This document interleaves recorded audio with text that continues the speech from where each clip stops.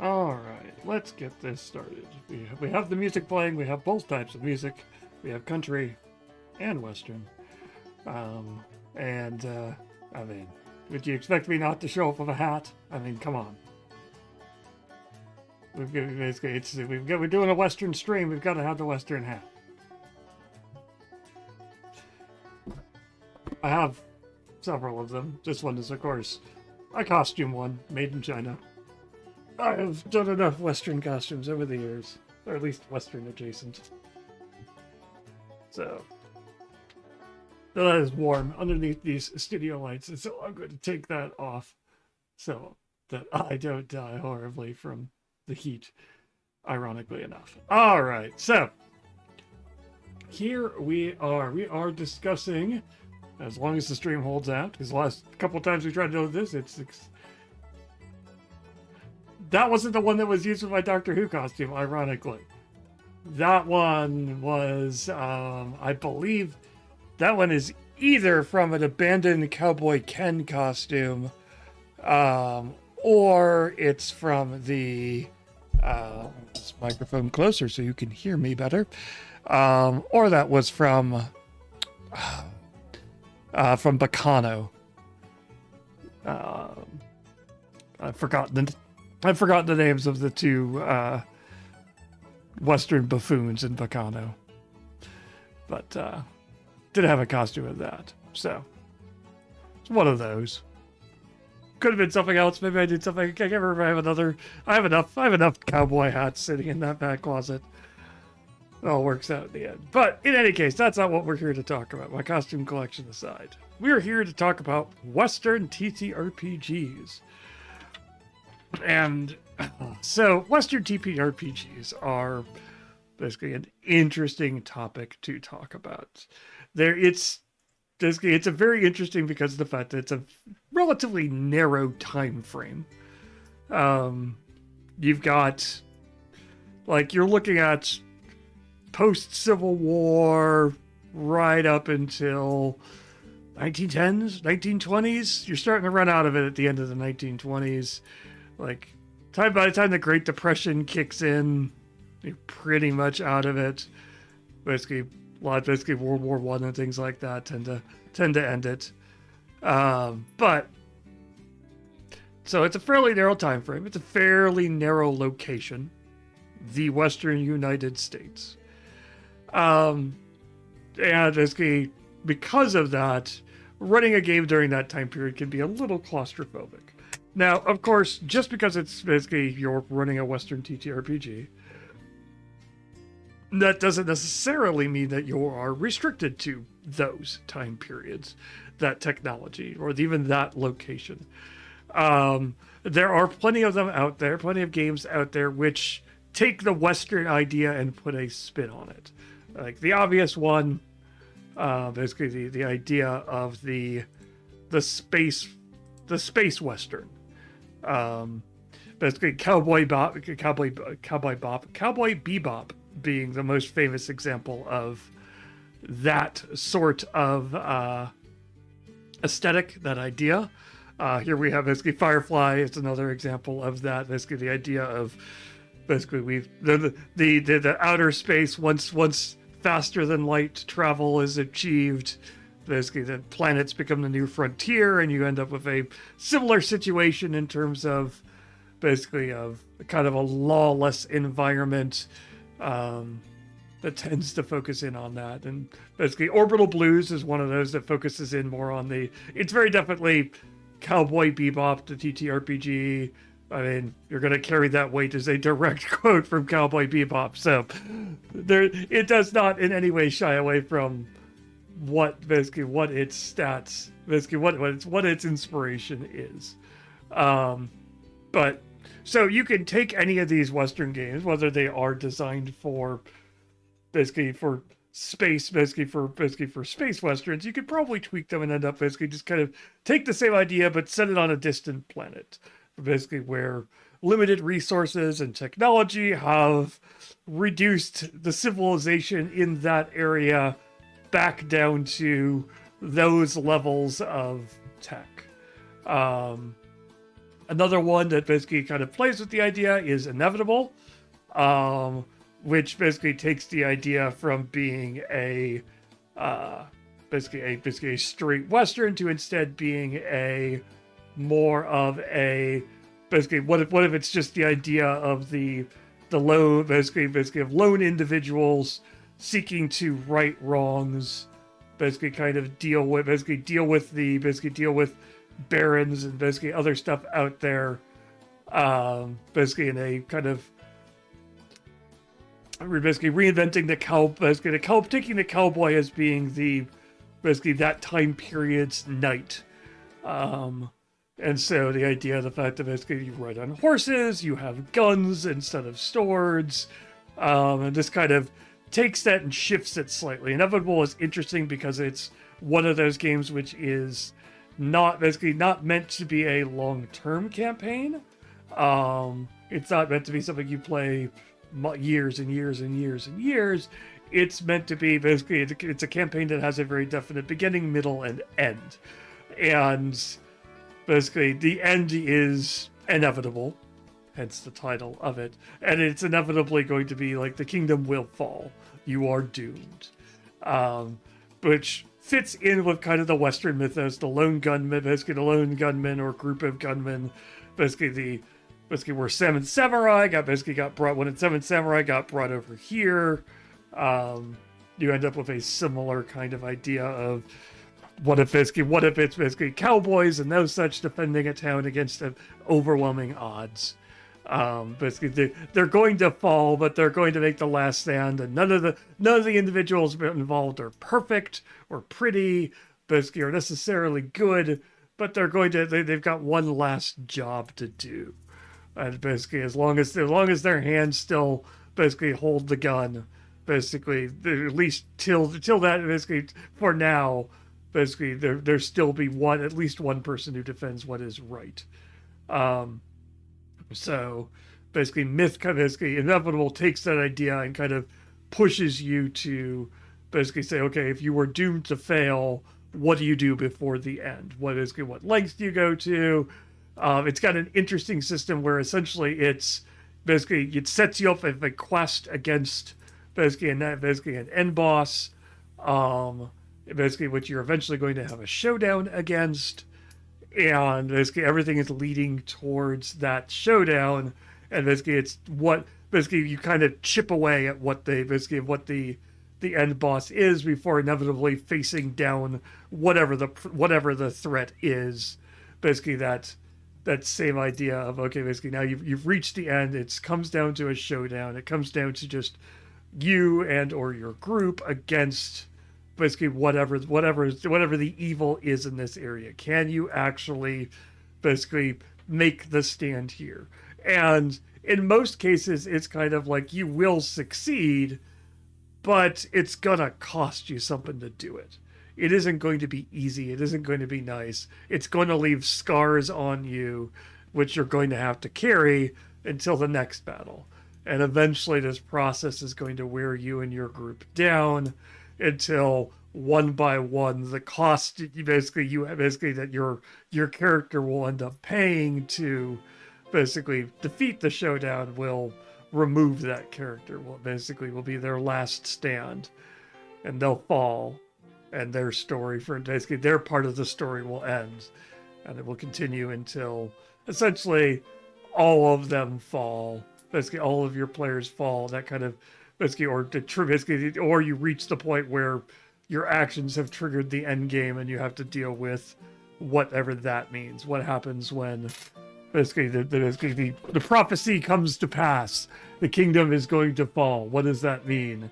And basically the inevitability of that, and all of that kind of feeds into Magnificent Seven. Yep. And basically in terms of basically all of that feeds basically like the idea of a Western RPG basically can mean a lot of things to different people, because basically for most people agree for the most part that basically that it involves some kind of basically steed. Again, it doesn't necessarily have to be a horse, but horse is the default example, as it were, the trope setter. Basically, some kind of singular weapon, usually a gun. Basically, and if it's not a gun, is that a blaster? Is that basically a 6-shooter? Is it some kind of magical device? Basically, that basically just happens to resemble a gun, but it's usually basically it's a personalized weapon. It isn't basically you're not just picking up any old thing off the street. Usually, it's a personalized weapon that character is carrying. And usually the idea of the setting is you're in a scenario, you're in a situation where there aren't necessarily the modern idea of rules and justice, and basically society is what the players kind of basically you're here to make civilization. Basically, your group are either part of civilization, and your job is to basically you're on the side of civilization, and you're trying to basically keep the peace, as it were. You're you're in charge of basically the law. You're basically maybe not even the law necessarily, but at least justice. Basically you're basically if something has gone wrong, basically you're here to correct it. We'll see that basically in the game that we end up kind of writing out here. We'll kind of pull more into that. Or it could be the fact that you're people dealing with so-called civilization creeping up on you. The Red Dead Redemption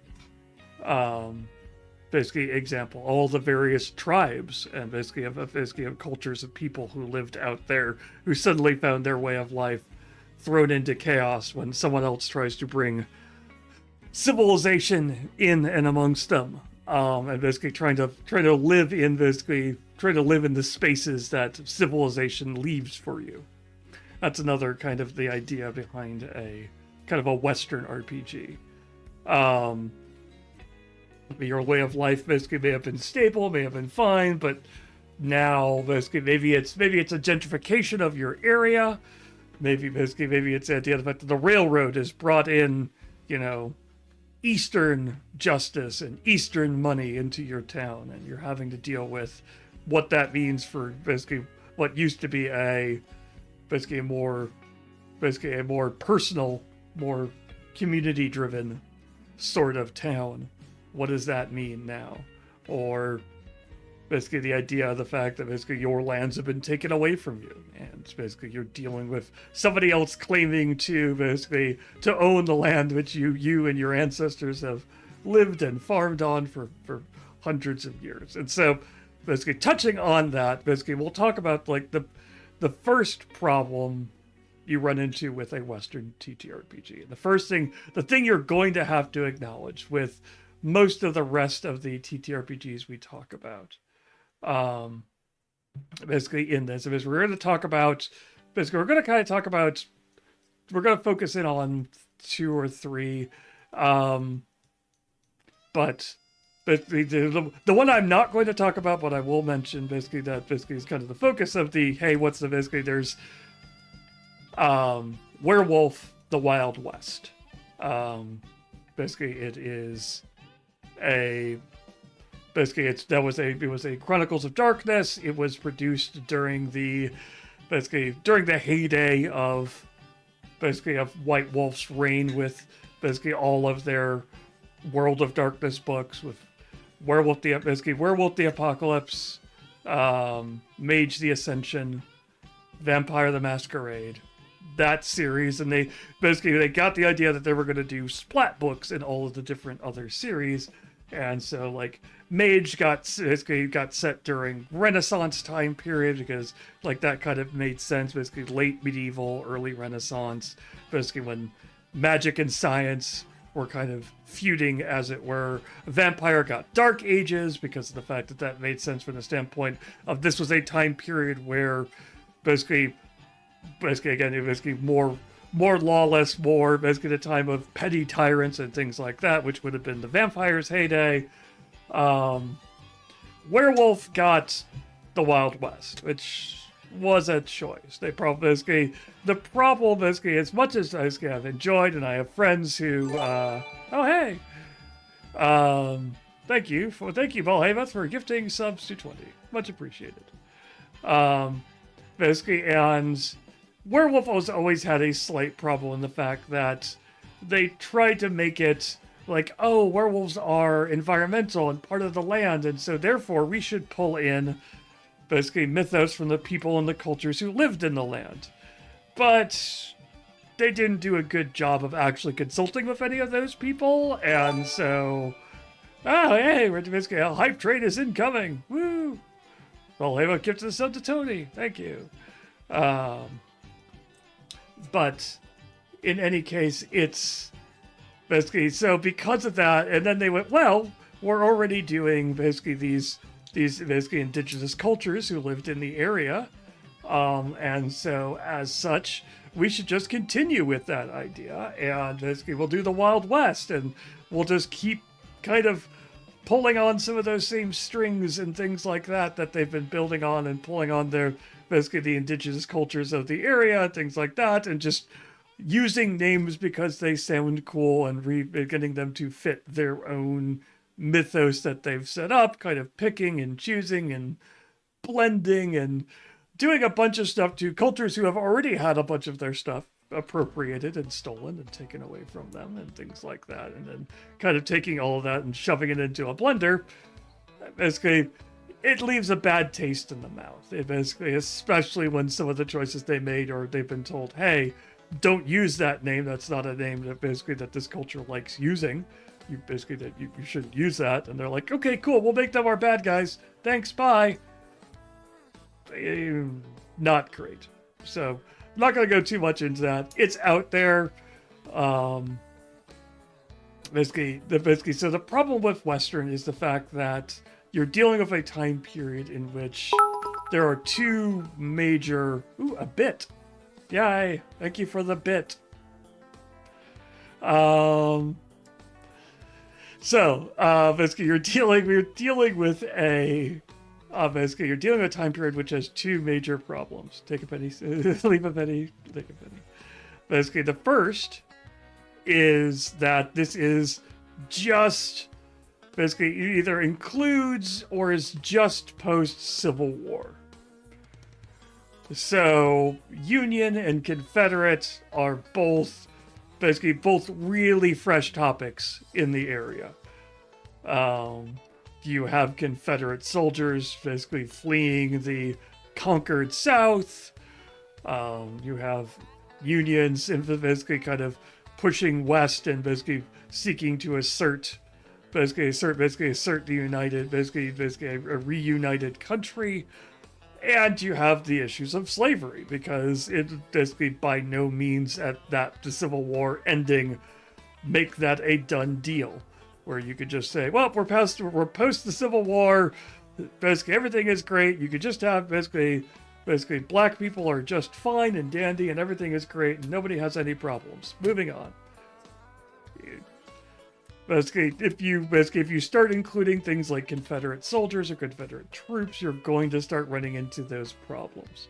Basically, and you're going to have to make a decision over, are you going to address those things in your game, or are you going to establish that in session 0 of, hey, we're just doing a more basically fantasy version of a Western, much like D&D is a fantasy version of medieval time periods, where basically, yes, it's basically you've got German castles and things like that, and it's based on castles and knights in that time period, but we're not going to get into Roman Catholic policies and things like that for the most part during our game. We're in a place which looks like that and has some of those same things, but also has some other elements to it. We're just going to ignore that.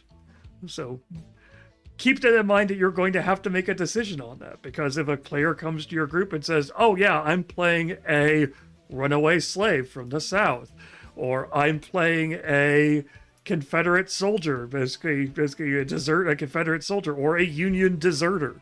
All of those things are basically common Western tropes.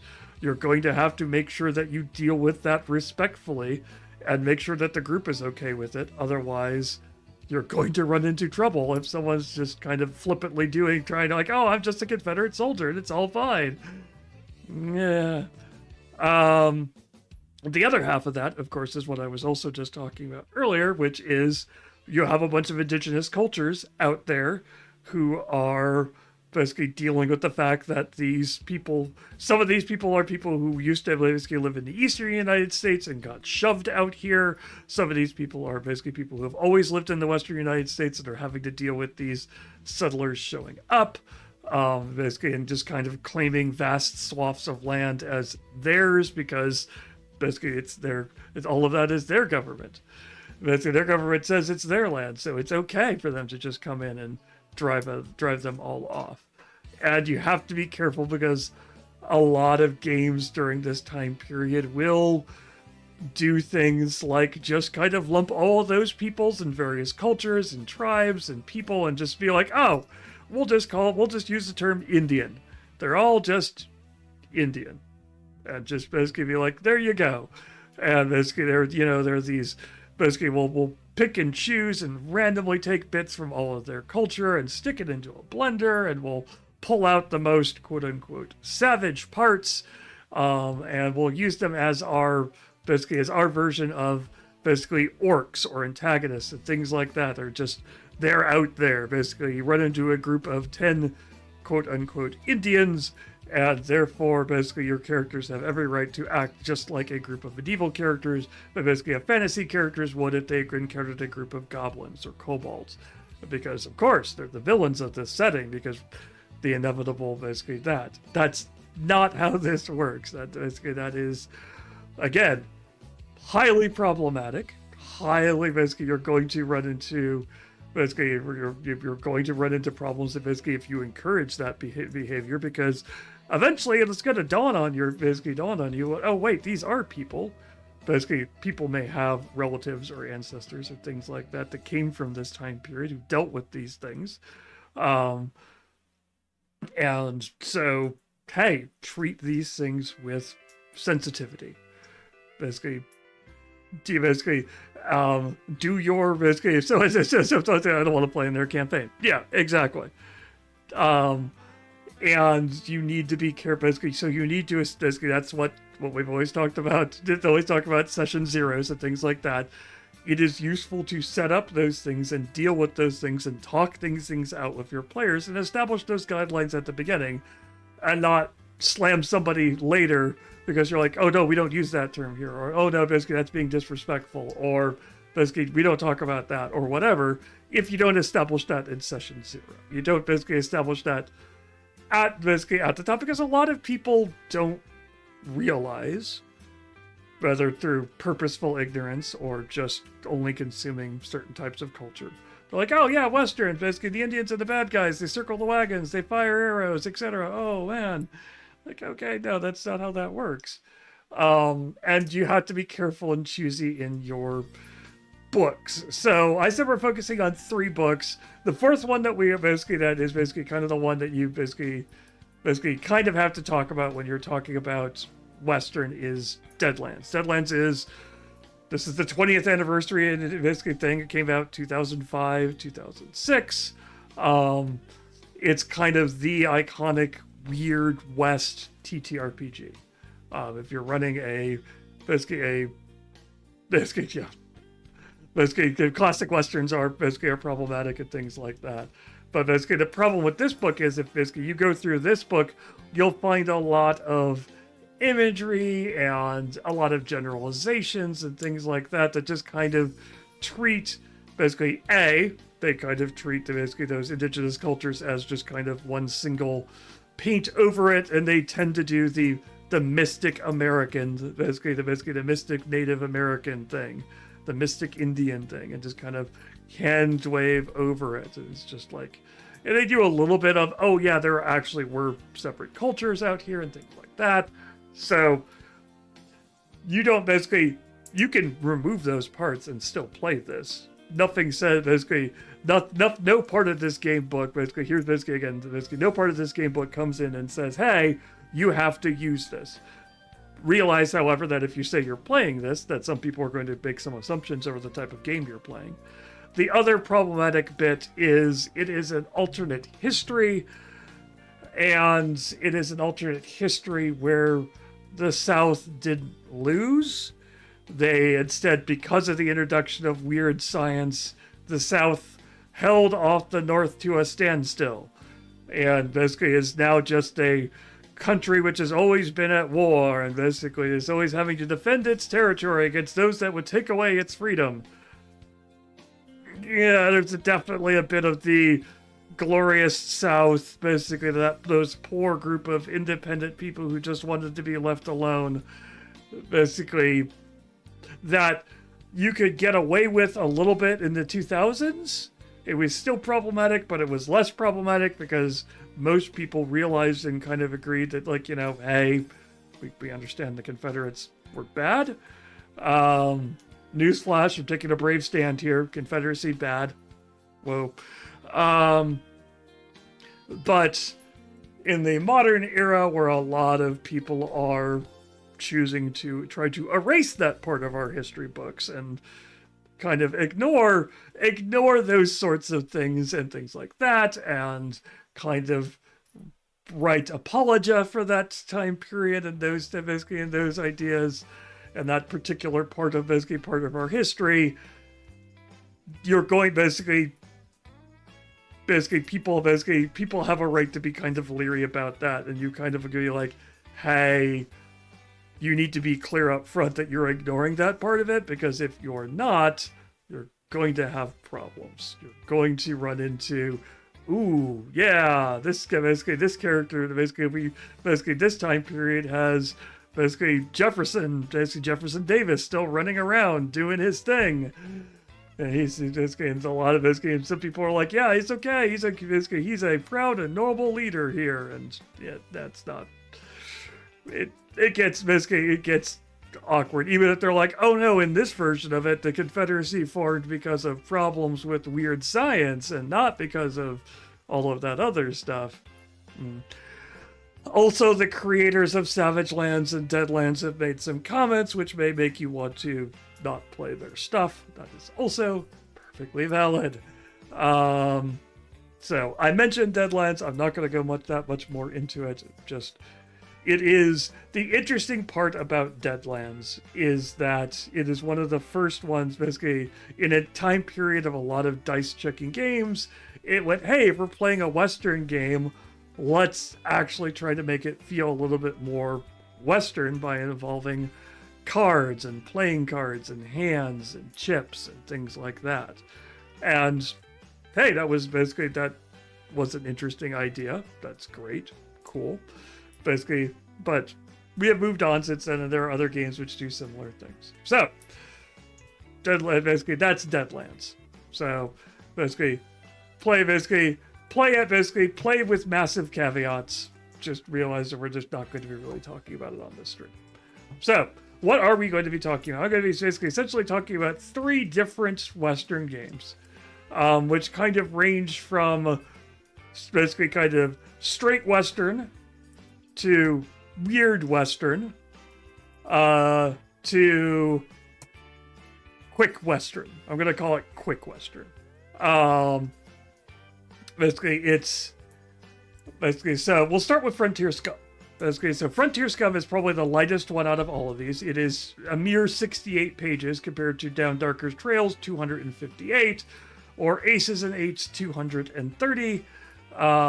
So by comparison, it's a much lighter game. It is an indie game. It's created by Carl Druid. I don't need all the bookmarks. Thanks, though. It is very definitely a game which it's not set in actual Western, United States Western. It's set in a weird, out of kind of fantasy, not necessarily fantasy in terms of like swords and knights and things like that, but a weird alternate history, closer to steampunk probably is how you would probably look at it, version of a culture, a time period which has many resemblances to our Western, but is not our Western. So it avoids the problems that we just talked about. The book itself is almost worth a purchase just because it is a really, it calls itself acid Western role playing. It's got some, basically, if you want a book which really kind of leans into in its formatting and things like that, basically an art of being kind of what does a Western game look like? It's very much very pulpy. You've got all these kind of basically all this weird ads and stuff like that for stuff which is just kind of world building. Basically, don't brave the frozen wastes without the headsman's all year gear. Basically, flay wind resistant tents and jackets, high speed skis and skate, and cold cooked dynamite and solar lenses. And the chicken cockalorum, because of course, safest parlor in Fort Gullet. Joining the Union is a hangable offense. Do you see a field of bones in your dreams? You are not alone. Okay, and this is basically, here is your basically kind of basic map. It is just basically just kind of weird, deep, basically kind of basically middle of basically wasteland idea. Almost post-apocalyptic, almost almost hellscape-like. Basically, the idea that that these are you're trapped here, not necessarily basically for anything good you did. So this one is the GM or Game Marshal. In this case, basically really quick character creations. Basically, 4 stats. You get some traits. Basically, you find out what crime you committed. Basically, you get some starting skills, and then you get your equipment. Basically, a day's worth of water.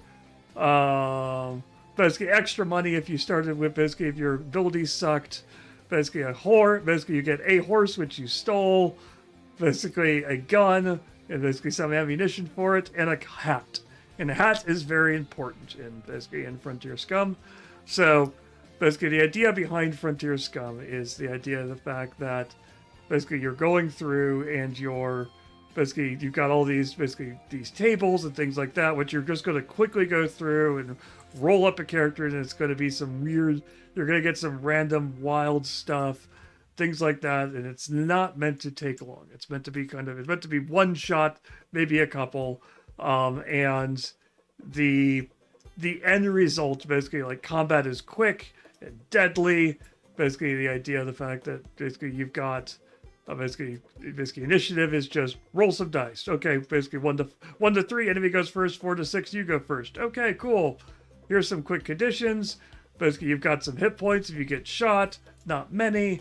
Basically, and if you drop below negative, you make a check. Are you alive, or did you survive? Did you pull through, or are you dying, or are you dead?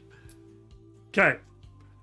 That's pretty much it. Basically, there's some fishing and foraging, things like that. And other than that, there's some more random tables for just kind of world stuff. Basically, what are the fun rules? Basically, we talked about hats being important. You can, at any point, sacrifice your hat to basically ignore the effects of one damaging effect. So someone shoots at you, and basically you're like, oof, no, that shot basically is going to do enough damage, it's going to probably kill me. It blows off my hat instead. Cool, you get that once. Then we'll roll later to see if the hat actually survived. And then you can pick it back up and keep going. Or you can put on someone else's hat. But basically, so as long as you have a hat, you're invincible. When someone blows that hat off your head, you're suddenly very immortal. So you end up basically fights, because you end up with an interesting dichotomy between you're walking into town, you feel great, you feel powerful, you've got your hat, nothing bad can happen to you. Then you lose your hat, and suddenly you put on somebody else's hat, do you absorb their power? No, basically not in this system. This system just means you now have one more way if you could actually kind of defend yourself. Again, it's relatively basically fast and straightforward. It's weird. It's basically very much earns the title of Acid West. Escape the Oregon Rail. Basically is the name of the kind of quick starter adventure. Yes, obviously it's what it's basically, yes, it is a pun on it, but it's a weird kind of basically weird science-y meat train, things like that, where basically people are being experimented on and you're trying to escape. It's very definitely meant to be a quick game, played with quick characters that are rolled up, and not all of them are going to make it out at the end of it. But you're going to go down fighting and basically do some wild stuff before the end. And so basically it can give you that quick feel of what does a Western feel like, what is a basically in terms of basically let's take some quick rolls, let's roll up a quick character. It's going to give you some quick information. It's going to be weird. It's going to be kind of wild. So if you're looking for that, I want a weird Western game, but I just kind of want to throw at my players, and just kind of go with it and see what happens.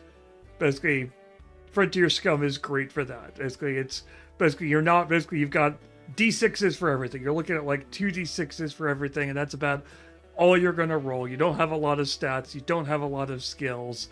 GM is going to have a lot of tables that they can quickly roll up what the results of things. Like, here's a pocket loot table of, oh, you've shot somebody. Okay, you go through their pockets for loose change. Here's some junk that could be in it. GM doesn't have to stop, doesn't have to think, doesn't necessarily have to plan a lot. Mostly a lot of the planning you're going to be doing for this is going to be, okay, here's the situation, here's a scenario that my characters are going to be put into, and I'm going to design it in such a way that it's going to start off relatively straightforward. Basically, the players are going to kind of get pulled into this world, and basically you're going to gradually kind of ramp things up until the end. And the end is not going to, basically, you don't necessarily have to make it an impossible battle or anything like that, but you're going to make it, basically, the odds are going to be getting steeper and steeper and more against your players. So they're fighting against kind of an inevitable death. And so you kind of want the last scene to be the characters kind of, basically the few characters which have survived, hanging onto each other's shoulders. Maybe one of them has gotten gut shot and doesn't have much longer to live, but at least lives long enough to join the rest to walk off into the sunset.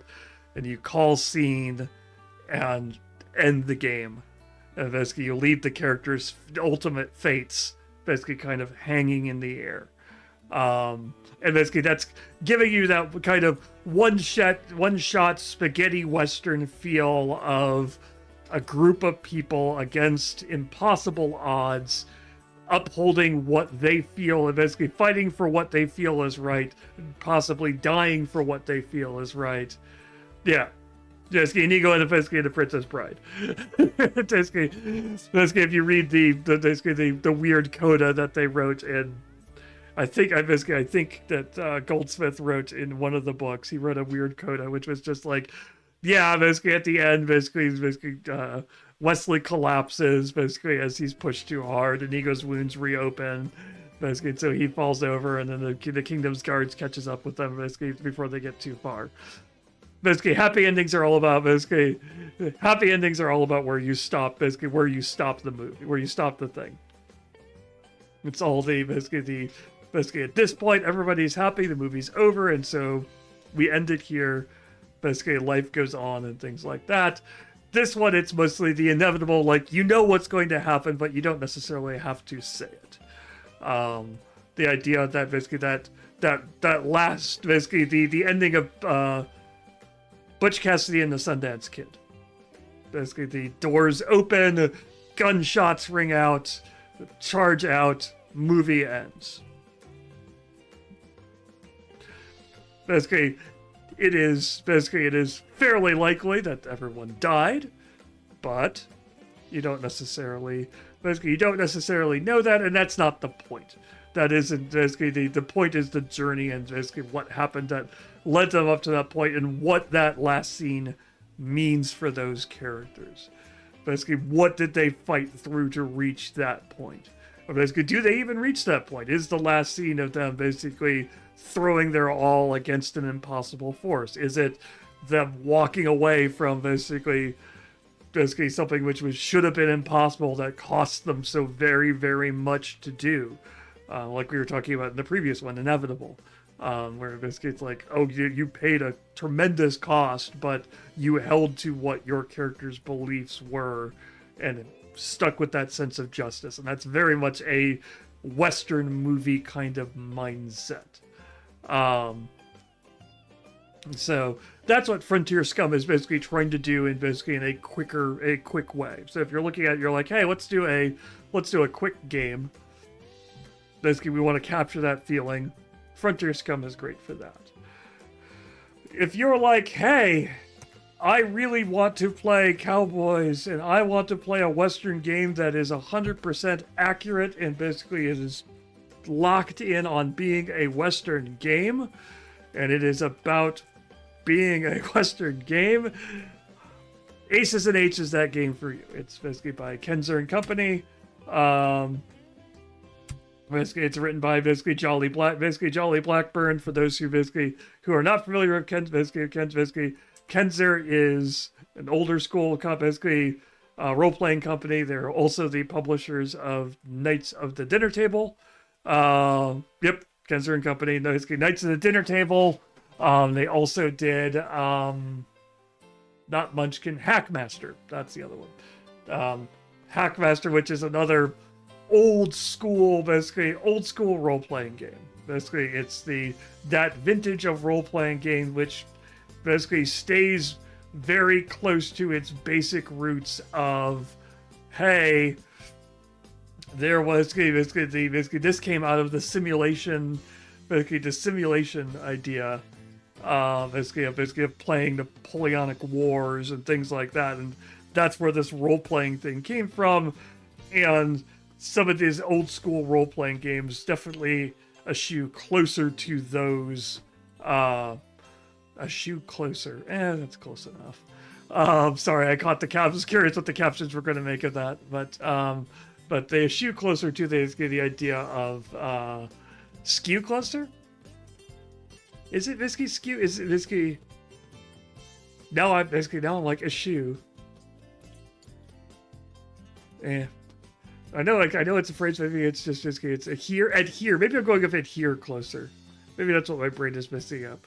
Skew closer, adhere closer. Maybe that's what I'm going with. Basically, eschew would mean basically eschew. Eschew, deliberately avoid. Yep. Okay. Yep. That's what I thought. All right. We've had that basically a brief grammatical aside. But these games are very definitely the idea of the fact that we've got dice, we are going to simulate things, and we are going to take into account everything that could possibly happen. And thank you. Let's see, we're going to take into account everything that could possibly happen, and so that you have an accurate game. And even the people who make the game, there are there's advanced, there's a basic game and an advanced game, because they're like, hey, the advanced game is meant to be a simulation. Thank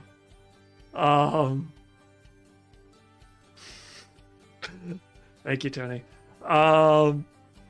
Because you're going to get bogged down in the rules of the advanced game if you try to do the advanced game first, and so they're like, hey, don't worry about the advanced game until you at least understand the basic ideas of what the game is like and about, and then you can start adding the cool advanced rules.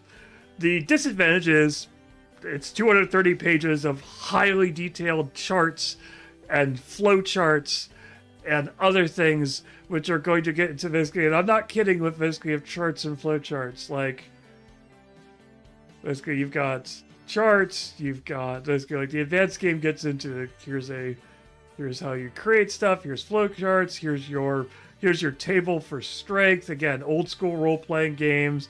Every ability score has a slightly different number associated. We aren't running down, we aren't balancing things out. Basically, we're not just saying, oh, it's a +2. Hey, do you want to basically, here's your basically roll place of origin, roll starting age, accept roll handedness, accept roll. Okay, roll height, accept basically roll weight. Basically, everything like that. Basically determine social class. Basically, things like we're going to have a very detailed character by the end of this. Basically, hey, where's your character from? Here is all of your possible locations. Basically, are they more?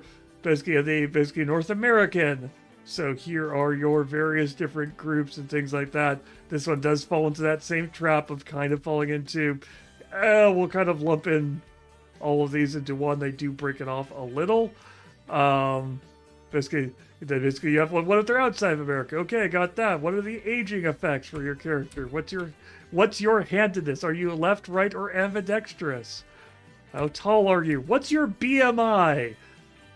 Well, you get to roll your BMI because sure, why not? Starting weight, quirks and flaws. Here's basically a flowchart for quirks and flaws, more pages for that. And basically, here's all the possible skills you could possibly want and have. BMI is BS. Yes, this is an older game. I mean, hey, it's a fantasy game. We're making up fantasy stuff. And so, and then you get into how do you actually shoot the BMW? But I'm Tish. Then you get into, I want to actually shoot somebody. Again, they do recommend do not use these advanced rules in your first game session, but basically declare the general target, play the shot clock over the intended target on the target silhouette. So you determine, I'm going to shoot him in the hand or the head or the center of body or a leg. And then you put down the appropriate shot clock, which is this outline over it. And then you draw a card and you figure out where everything hits. Basically, rotate the shot clock and things like that. Oh, you went for the head. That means basically you can easily miss if you go up. What if you're using a primitive range? Basically, all of that. So basically, it does mean the fact that you do get some. Basically, like they do stuff like, what if you're shooting at somebody coming undercover? Well, you use this silhouette here. So basically, so now you have the fact that the rest of this person's body is undercover. And you can do that. You can add silhouettes on top of silhouettes. Like you can have, what if the guy is standing behind a barrel? Cool, I'm going to have the person silhouette, and I'm going to add basically my barrel silhouette in front of the person silhouette, or maybe it's a banister silhouette because they're up on a balcony. And so I'm doing that. And so I'm going to add the banister thing so I can see the shot going to splinter wood off the banister and things like that. So you can get some really interesting and cool situations, where it's not just the GM having to come up with all this stuff on the fly of, oh, that's a miss, guns, splinters fly off of the baluster, or that blows into the barrel and water goes spurting everywhere, or you miss and hit the horse or something like that. The GM can come up with that all on the fly, but this is like, hey, what if we give a consistent system so that everybody at the table knows exactly what's at stake and what could happen, and it's not entirely the GM having to kind of make up things on the fly, which is great for encouraging interesting stuff at the table and things like that. Like, this system lets your characters go, I'm going to shoot the gun out of his hand. Cool, you've got a system, you move that shot clock right over there over that person's hand, and now you know exactly what happens if you miss. You're like, oh, I was going to shoot him in the hand, and I missed high, and I peg him right between the eyes. Whoops. Or he's holding a hostage, and he's got the gun to the school marm's head. And so I'm going to take the shot. And everyone's looking at you like you're crazy because they're going to put the two silhouettes there. And it's really awesome when your character nails that shot and pulls it off. It's less cool when you shoot the school marm, but hey, you took the shot and things like that. So it's going to give you like what is movement like when you're on a horse and things like that. So chase scenes and all of those interesting things like that. All of the interesting parts about you might want in a Western situation. The game is going to set up for you so that everybody at the table knows what's happening and knows what options are available to them, and the GM doesn't have to stop the game and invent a rule on the fly to deal with it, or invent a consequence on the fly and deal with it, and the players are left going, oh, okay, I didn't risk if I realized that shooting his hand could lead to me pegging him in the eye. If I didn't know it was that high of a chance, I might not have done it. And here, rules are here to be consistent, so that you have a system that everybody can enjoy and kind of funnel their good stuff. Now, that does mean the fact that you're like, oh, hey, I want to do something wild and absolutely crazy and risky, things like that. Well, it's not handled by the rules. And as a GM, you're kind of left to go, well, then you can't really do it. Because the system is so rule heavy. If you don't use the rules the way they're intended, you're going to end up in a situation where you're going to have to say no to more wild stuff because you're like, we don't have the rules to deal with that, and this system breaks if I try to go outside the rules too much, because it's a very tight system that depends on all of its pieces and parts working together. But that's what Aces and Eights is for. Basically, it is, hi, I want a really detailed Western game that basically is just a Western game. I don't want wizards. I don't want weird space stuff. I don't want blasters. I don't want spaceships. I want just a Western. That's what Aces and Eights is for. It is there to just be your, I want to do a Western as detailed as I can. And everybody at the table wants to have that experience. And everybody at the table is willing, it's going to big three, androids, aliens, and wizards. And so everybody at the table is going to basically guns. You're going to have basically stats for so many different guns, so many different bullet types, prices for all of those. Like, don't get me wrong, some of this sounds like it could be a lot of fun as long as you have a GM and players who are willing to basically sit down and actually play this game. Like friends and allies, meals and lodgings, getting a job. Basically, this is a game about you're just a guy out in the West. You want to rustle cattle? Cool, we got a system for that. You want to set up and be your own sheriff? Cool, we got a system for that. Do you want to go up and take up farming? Cool, we got a system for that. Much like Traveler, it's a lot. Your game could totally devolve into your players just deciding that they're now just cattle hands. That's what they're doing. They've got roles and deal with that. Maybe there's an exciting bar brawl in town, and maybe there's a guy that comes through that nobody likes, and somebody opening a gambling establishment, things like that. Here are some personal goals you might have. Get married. Buy a horse. Get a minor outlaw. I want to rob a train. Like all of these are just minor goals and professional paths and things like that. And so it is very much meant to be hey, we are interested in simulating a wild, a actual Western during that time period adventure. That's what Aces and Eights is here for. Is basically just that idea of what does that look like?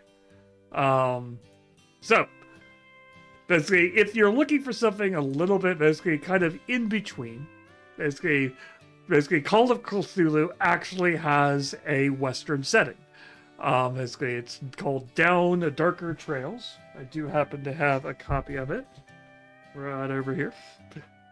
Physical copy even. And so this is, I actually got this from a friend, a friend of the stream, whose name is actually in the proofreading, because he actually did the credits for it. Thank you, TR Knight. And so, yeah, that's quite an illustration. So basically, the idea of Down Darker Trails is Call of Cthulhu has always kind of existed in kind of three different kind of the base game is very definitely a 1920s game.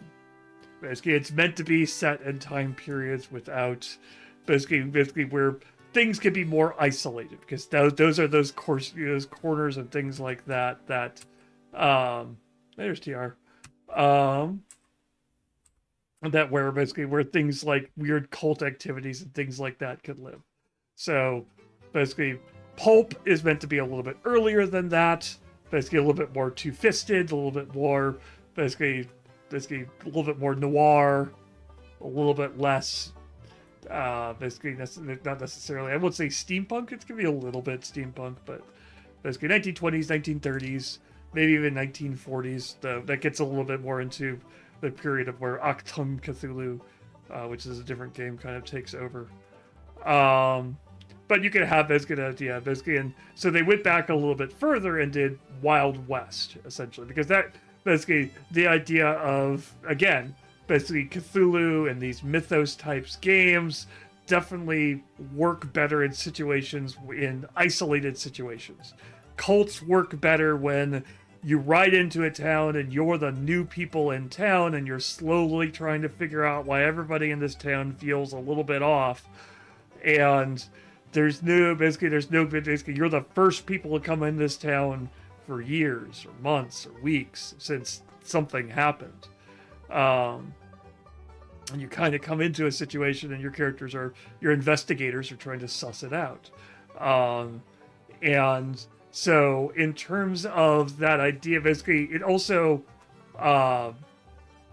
basically Cthulhu works well for that Western idea of what do your characters stand for? What are your characters willing to sacrifice for? Because Call of Cthulhu always has had that kind of bent to it where you're like, hey, what's the end look like?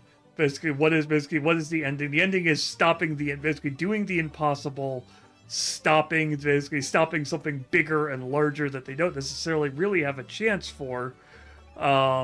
Basically, they're standing up to these elder gods, these elder beings and things like that, and so it's the little boy sticking his finger in the dam, as it were. Basically, you're blocking a little bit of it, but inevitably, basically, things are going to get wetter and worse.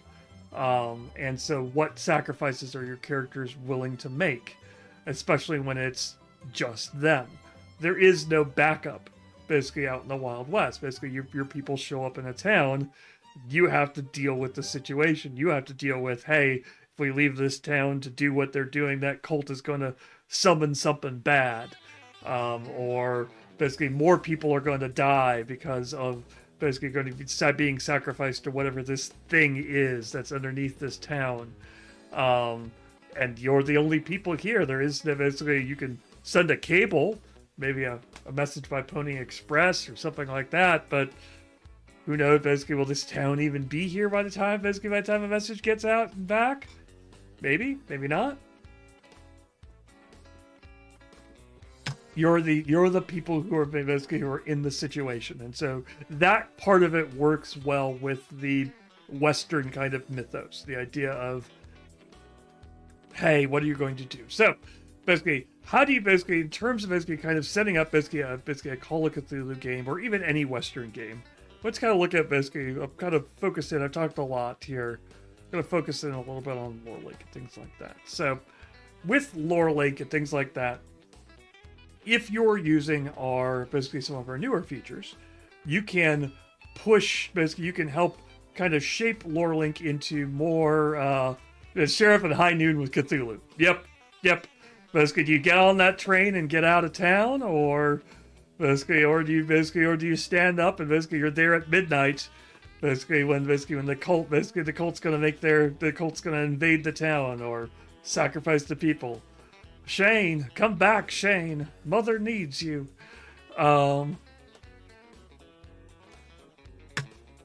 So basically with the new features we've kind of added into lore link, you could definitely kind of tweak this to basically be a better organization, because right now we have some fairly generic stuff in here. So I'm going to come in here into the campaign settings, which now the campaign settings allow me to do some things that let me make my campaign fit a little bit better with the theming I'm looking at. Like, it's got a fairly generic location, basically, and that's okay. But what if we called this as a location? What if we called this towns? That feels a little bit better. It's a little bit closer to what we're looking at. So now we got towns there. So we'll go back to categories.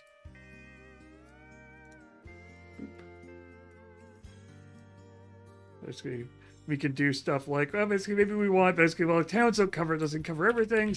Maybe we want landmarks. And we'll make those available to players as well. So now we got towns and landmarks. So basically you can basically have the old abandoned mines as a landmark, or basically that ranch over there as a landmark, and things like that. And so basically again you're getting more into the feel. Maybe transportation is a little bit too generic. Basically maybe you want to basically kind of zoom in on that. Maybe you want a section for horses. And we'll make horses also actors as well. Because maybe basically you want basically horses to be involved and things like that, encounters. And basically maybe we'll also create a new category for wagons. Wagons are going to be less. Wagons. Oops, excuse me. And instead of just items, basically, let's pull out the one big thing that we know is going to be in here. Let's pull guns out into their own category. So the reason why I'm doing this is because it's going to be easier for me, basically with towns and landmarks and guns and horses. Setting up these categories like that is going to make it easier. Basically, if I'm dealing with the kind of one of the sample adventures they have in here. Like the players are going to come to me and they're going to have their own personal horses. Like someone's going to have Trigger. Someone inevitably is going to have Trigger because they've watched too many Roy Rogers westerns. And someone's going to be cute and name their horse like Shadowfax. And then someone's going to basically have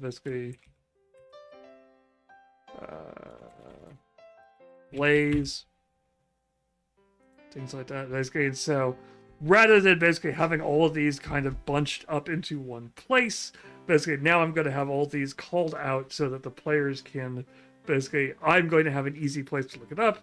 Duke, someone's going to have something. Yep, Duke is, yep, someone's going to have, it's either going to be a horse, that's going to be, actually, you know what, it's not going to be a horse. Someone's going to have one of their guns named Duke.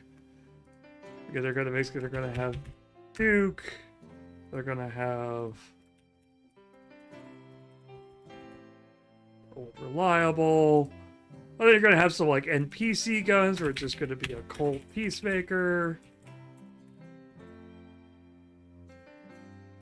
Things like that. So, and again, rather than have all these bunched up under items, I'm going to call them out under guns so that I can find them easier when basically, because these are signature things. Basically, when you're dealing with a Western, the horses and guns are things you're going to be referring to a lot. You're going to want to pull those out so you're not losing them in a long list of 300 sets of other items, because you may have, basically, you may put other things in here.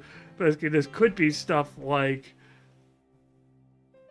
what's some of the clues stuff that's related to, like, the map of the ranch. Basically, it could be an item you're creating. You don't want to basically have to sort out, okay, here's basically, and you could actually pull together. Let's pull in. Do I have... Like, I tried to do this before, and I did the setup for this. Did I actually have Western called out? I have Cthulhu called out.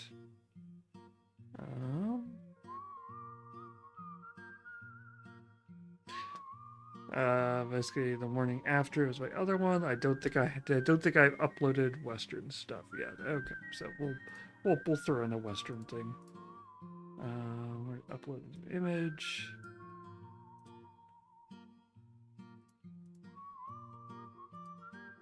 Yeah, we'll leave it in Cthulhu for now.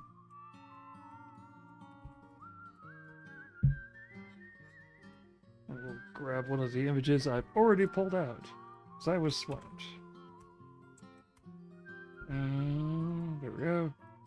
Ranches. There we go.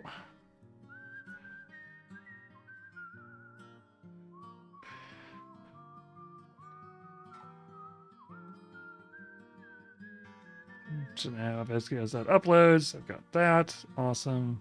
We'll insert that, save that.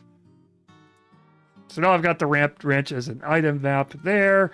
Basically, if I want to make that basically I could also do that as part of the landmark stuff. So this is something I could show to the players. I could make this fully shared with the players so that my players can see this kind of basic map of it. And then I could actually go to landmarks,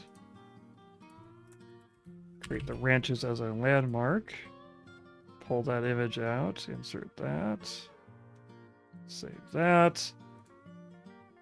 And then I could, underneath that, under hierarchies, I've got two different ranches here. I've got the Romero Ranch. Actually, it's not called the Romero Ranch. What is it actually called?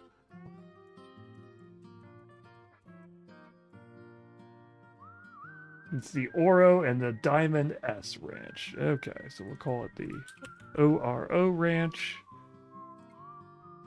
And we'll call it the Diamond S Ranch.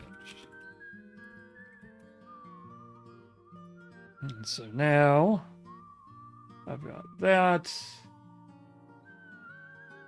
Basically, and if I'm building stuff off of it and I need to keep track of it, I've got hidden locations. I've got Violet's Lair. It's not going to be something I'm going to share with the players, but it's under the Diamond S Ranch. And I've also got the cemetery plot.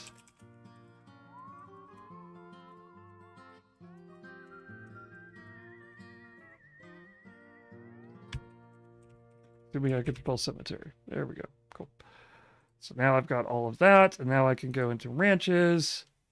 I've got that map. I've got several children. And I could just quickly pull those things out. Like there's the Oro Ranch as a hotspot. There's the Diamond S Match as a landmark. There's the cemetery. And there's Violet's Lair. All set up. Boom. And now I've got this great map that when I'm playing the game, I can click on it. You get taken directly to those landmarks. So basically when I'm talking about it, the players make a choice. I can go there. If I, for example, want to create basically the town of San Rafael, which is over here, I can do a quick create town. Create San Rafael. If I happen to have an image of that already, which I do.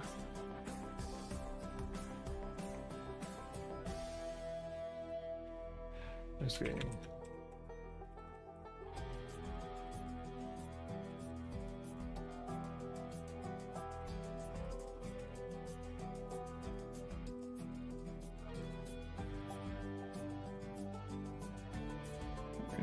Oops. Hi. What are you doing over there? This map might be a little bit big. We'll see. But I can quickly create that. Upload that. Insert that. Save that. Cool. And now I can just drop that onto the map over here. I could do town.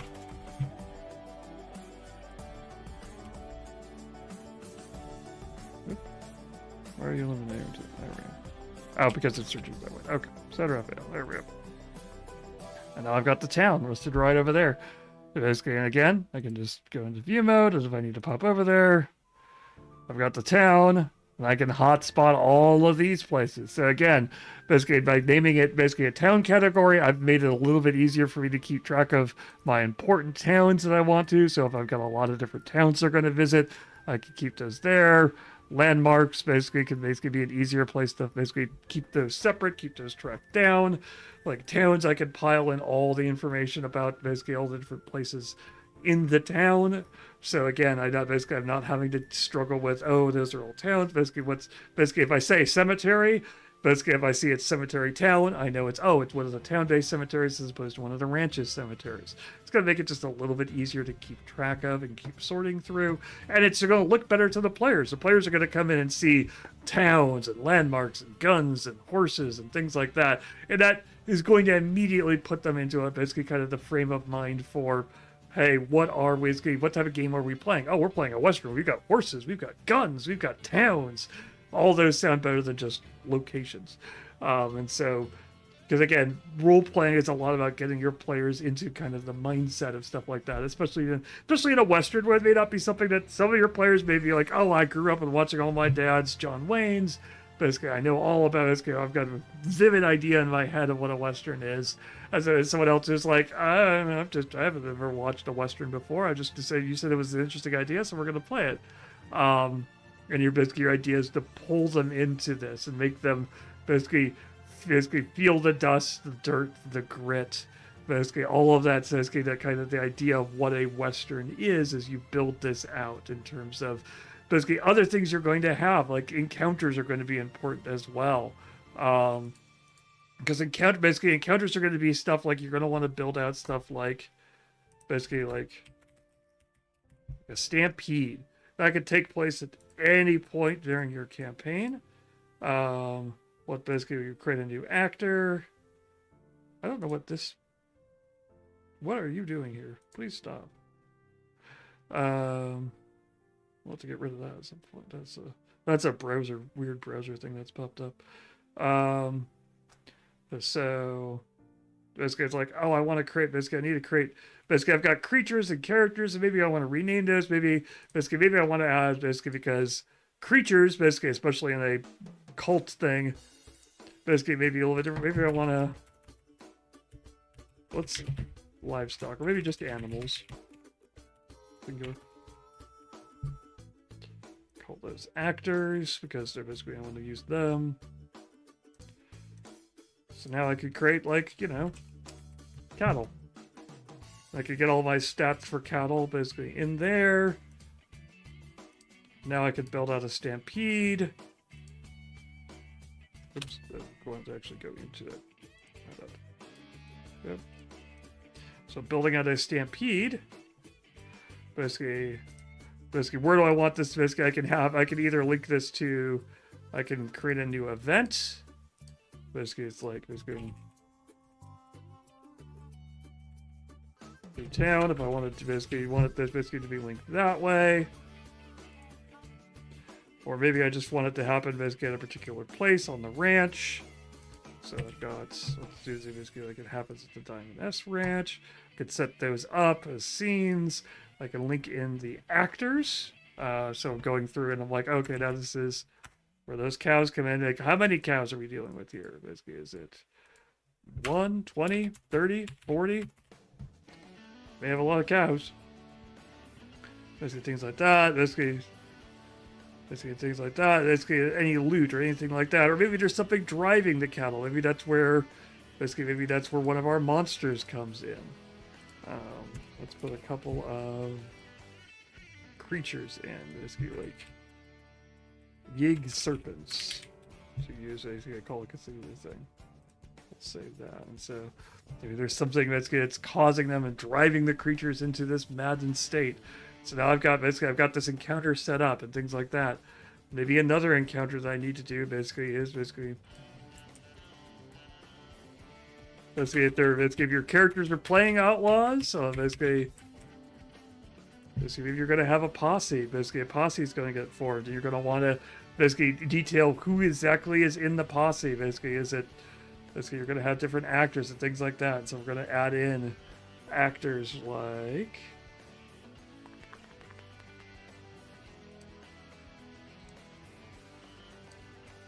We're going to have basically like Sheriff Gunsoke. Sure. That's his name now.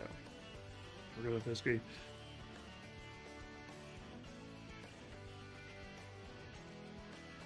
And Sheriff, basically, and of course, Sheriff is riding his favorite horse, Blaze.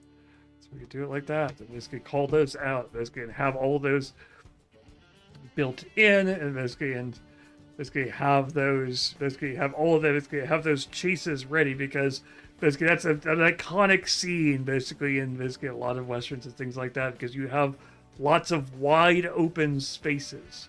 Is one of the things that kind of defines the Western, is the idea of the fact that this isn't taking place in a basically a suburb of New York or Chicago or some other big city where basically you leave a town and you're immediately in the next town, or you don't leave the town and you go for you could go for hours and be still in the same town.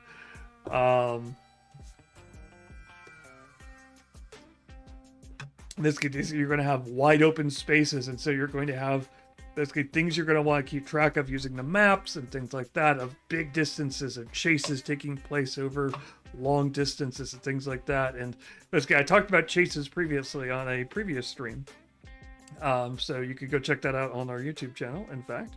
But basically, the idea of basically this idea of a chase taking place over basically you're going to throw obstacles and other stuff out there. Maybe that's going to be landmarks. Maybe that's what you're building, is using an encounter to build an entire chase out, where you're like basically snakes and other stuff they encounter, stream crossings, basically fords and other stuff. And you're going to build this encounter out not as here's a bunch of monsters they're coming after you, but here is basically a list of events or basically locations or landmarks I want the group to have to get through before they can catch up with whatever it is or whoever it is they're chasing. And so encounters are great for throwing that in there, so you can have all that in one place, so you're not left going, oh right, what else? What was the other things I'm going to throw in there and things like that. You've got the encounters to build all of that out there. And so that's another good key part of a good building out a Western scenario, is dealing with how do you deal with these vast open spaces and making them feel like, while they are vast and open, there's still stuff going on. And that's where you're going to want to populate it with things, so you're not left going, what's basically, yeah, there's more sand and a rock and a dry riverbed and things like that. You're not trying to come up with a fly. You have a list of those basically built into your chase encounter already set up, so you can access them quickly and easily. Just making your life a little bit easier as a GM, because that's what we want to do here at LoreLink. And so, speaking of LoreLink, coming up on time here, it's 6:23, so I'll go ahead and start the wrap up here. So, we are LoreLink. Basically, everything you've seen here is available to paid subscribers of LoreLink. The ability to edit encounters, to build maps, to hotspot maps, all that is available to paid subscribers over on lorelink.com. You can go over there, basically get started, basically pick out the level that works for you, the number of campaigns you want, the number of images you want, basically what features you kind of want, essentially. And basically you can start it off and get started today, build out your own Western campaign, whether it's a quick frontier scum, just kind of building something out, a quick rough sketch of a storyline, or if you're going all in aces and eights and you need to track basically what the train schedule is, and you have to add a train schedule in because your players are down. Basically, they want to rob. They're wanting to keep track of when the train leaves the mine, and you need to track what times it's coming to the mine and leaving the mine, and when the sheriff is coming in and out. And your players want all that information for a big, exciting aces and eights game. You're going to want something to keep track of all that. Gotta catch the 310 to you. Yep. You're going to want to keep track of all that, and LoreLink is going to be great for that. Or maybe you're just running basically kind of a weirder West Call of Cthulhu type game, and you want to basically just kind of keep track of all the weirdness and basically have a basic understanding of what the story is and basically all the exciting things your players are going to be involved in. Basically, so that LoreLink is great for that. So basically check that out over on our website, lorelink.com.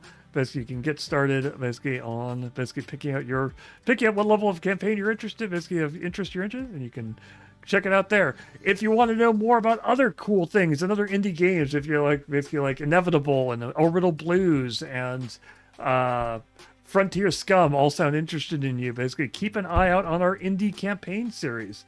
We'll be back. I will be back here next week with Gallery, which is a really interesting. Basically, we've got a returning guest for that one. It'll be really exciting. I've seen some of the early images of that, and it's really super beautiful and things like that.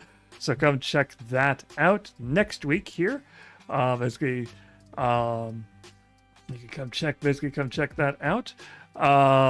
So basically you can see, you find out some really interesting stuff. If you're interested in other series where I talk about other interesting uses for LoreLink and how they do interesting situations like the chase and things like that, you can check that out on our YouTube channel.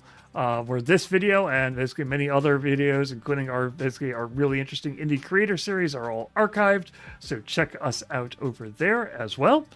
And of course, if you want to know more about what we're doing and what we're doing in the future, what interesting videos we have coming up, first of all, you can obviously subscribe to this channel right here. Basically, click the follow button, click the subscribe button if you want to give us a little bit of a tip. You can, of course, take money out of Jeff Bezos' pockets using the Amazon Prime Gaming sub, and that will basically let you give us a free $5 tip and take that money away from Jeff. And basically, we promise, unlike Jeff, we won't use it on a yacht. Yacht free. Well, maybe a DLC yacht, maybe a book on yachts, maybe the next basically Call of Cthulhu yachts book. You never know, but yeah, basically no real world yachts, we promise. And basically, if you're interested in basically keeping an on track of what we're doing, what features are coming out, what interesting conventions we're going to, we're looking at basically Origins and things like that. You can check us out on Blue Sky, or you can check us out in our newsletter, commissioning a painting of a yacht. You can check us out on Blue Sky, or you can check out our newsletter. And our newsletter is basically a quick way of basically, if you want to know what's coming out, what interesting stuff we're doing, without having to deal with, all the garbage that's out on social media. Fair point.